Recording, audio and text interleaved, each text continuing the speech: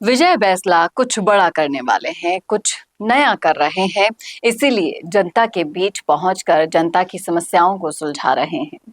हाल ही में एक ऐसा वाकया हुआ जिसमें सोशल मीडिया पर वो प्रेमचंद बैरवा जी का यानी कि डिप्टी सीएम जी का धन्यवाद करते हुए दिखाई दिए। क्या है पूरा मामला, बताऊंगी आपको सब कुछ डिटेल में इस वीडियो में, इसलिए बने रहेगा आखिर तक हमारे साथ। नमस्कार, मैं हूं चेतना शर्मा।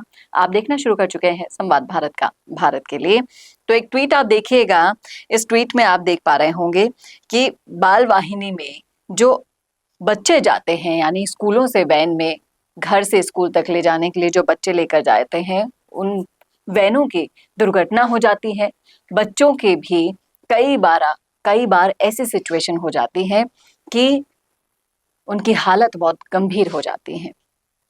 इन सब को लेकर विजय बैसला ने इस मुद्दे को उठाया और इस मुद्दे को उठाकर पहुंचा दी अपनी रिक्वेस्ट किसके पास? प्रेमचंद बैरवा जी के पास।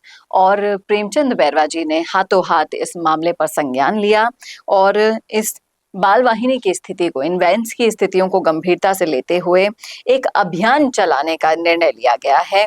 और अब ये जो पूरा अभियान चलाया जाएगा, ये हमारे देश के भविष्य यानी बच्चों की सुरक्षा के लिए एक बहुत बड़ा कदम है और सराहनीय है।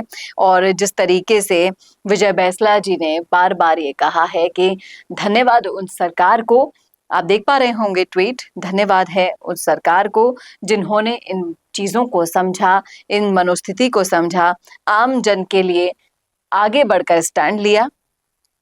और कई सारी चीजें ऐसी हैं जो विजय बैसला अभी लगातार इन दिनों कर रहे हैं। वो समाज के बीच में जा रहे हैं, वो लोगों के बीच बैठ रहे हैं, बातचीत कर रहे हैं और लगातार लगे हुए हैं कि कभी वो मुख्यमंत्री की तारीफ करते हैं, कभी वो डिप्टी सीएम की तारीफ कर रहे हैं।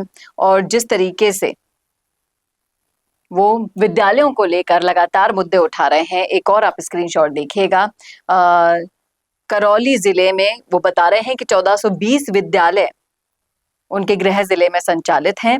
और उन विद्यालयों को लेकर जो मामला उठाया था उन्होंने कि जो बच्चों को लाने ले जाने के लिए बाल वाहिनियां हैं, वो कहीं ना कहीं जर्जर हालत में है। आपको बता दें कि एक घटना भी हुई थी, एक रिया गुर्जर उम्र 7 साल थी और बाल वाहिनी से कुचलकर उसकी हत्या हो गई थी।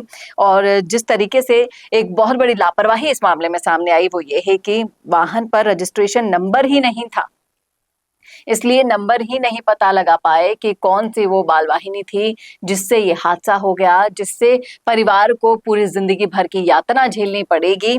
और इस मामले पर संज्ञान लेते हुए इस मुद्दे को उठाया विजय बैसला ने और इस मुद्दे को तुरंत संज्ञान भी लिया गया सरकार की तरफ से। और इसकी गंभीरता, इनकी जांच भी होगी, बाल वाहिनियों की जांच होगी, एक अभियान चलेगा पूरा। और अभियान के तहत जो भी लापरवाहियां बरती जा रही थी, उन लापरवाहियों को तुरंत दूर करके हमारे देश के भविष्य यानी बच्चों की सुरक्षा की जाएगी। एक बहुत अच्छी पहल विजय बैसला ने भी शुरू की है। देखना वाकई में दिलचस्प होगा कि ये पहल लोगों के दिलों में कितनी बसती है, कितना विश्वास बैसला पर जनता जताएगी। आगे आने वाले समय में आपको पता लग जाएगा। क्या कहेंगे आप इस मुद्दे पर? रखिएगा राय कमेंट बॉक्स में। कैसा लगा वीडियो बताना ना भूलेगा और ऐसे वीडियोस के लिए देखते रहिए संवाद भारत का, भारत के लिए। नमस्कार।